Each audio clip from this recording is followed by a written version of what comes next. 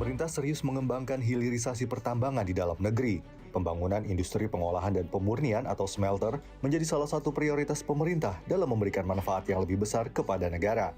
Apalagi kemandirian energi dan hilirisasi tambang bisa berkontribusi maksimal untuk kesejahteraan masyarakat.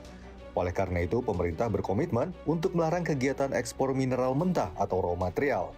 Kelak penghentian kegiatan ekspor mineral mentah akan dilakukan secara bertahap.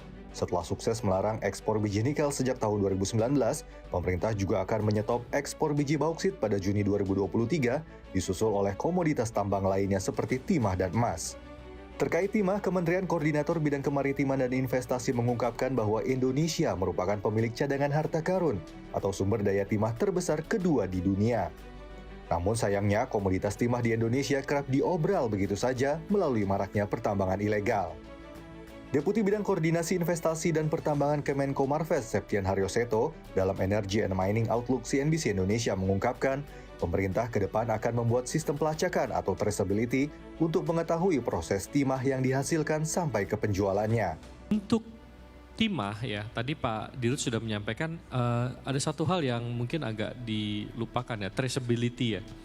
Jadi bagaimana sumber dari metalnya ini bisa kita trace gitu ya. Seto menyatakan hal itu menjadi pekerjaan rumah bersama baik pemerintah, industri hingga perusahaan tambang untuk menyelesaikan hal tersebut. Sebab jika itu bisa diselesaikan, selain bisa mengontrol produksi timah, Indonesia juga bisa mengontrol harga timah dunia. Historical harga timah tuh kayak roller coaster begini. Jadi ketika harga tinggi, ilegalnya naik. Nanti karena supply-nya naik, turun. Ketika turun, ilegalnya pada tutup gitu ya. Supply-nya berkurang, nanti harganya naik lagi, masuk lagi. Jadi seperti itu polanya. Itu yang ngenes gitu. Misalnya kita sebagai negara mungkin cadangannya nomor 2 terbesar ya. Pak Dirut, harusnya kita bisa kontrol supply-nya.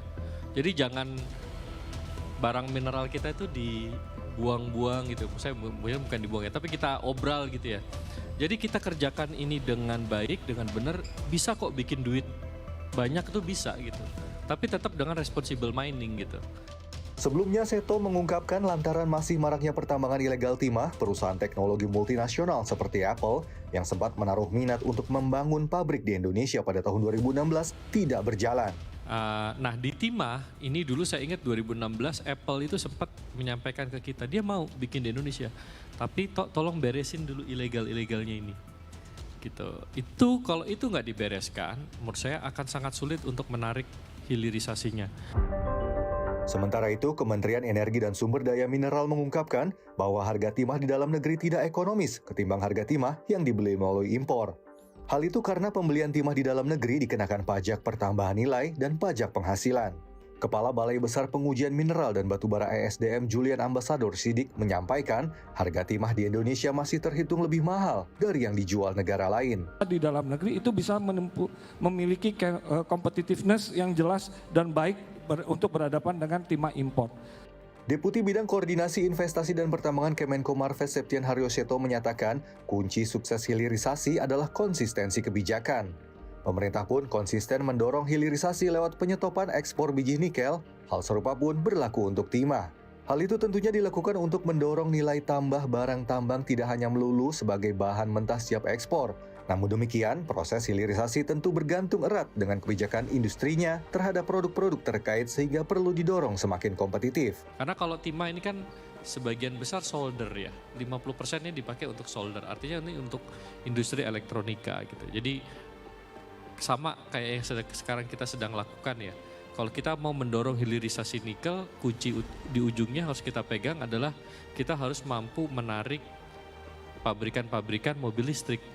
Ya, kenapa? Karena nggak efisien untuk mengekspor baterai sel atau baterai pack. Baterai sel, baterai pack itu dibangun mendekati pabrik mobilnya. Keterkaitan timah dengan nikel atau produk baterai pun dinilai cukup erat, terutama dalam produk kendaraan listrik, di mana banyak pemanfaatan timah dalam perangkat elektroniknya. Ekosistem dan industri kendaraan listrik pun menjadi kunci utama dalam hilirisasi timah dan barang tambang lainnya seperti nikel, tembaga, dan aluminium. Pemerintah pun gencar berupaya menarik masuk investor dan produsen kendaraan listrik ke tanah air. Hal ini tentunya untuk mendorong ekosistem bergeliat sehingga permintaan akan timah serta barang tambang lainnya dalam konteks hilirisasi bisa terjaga.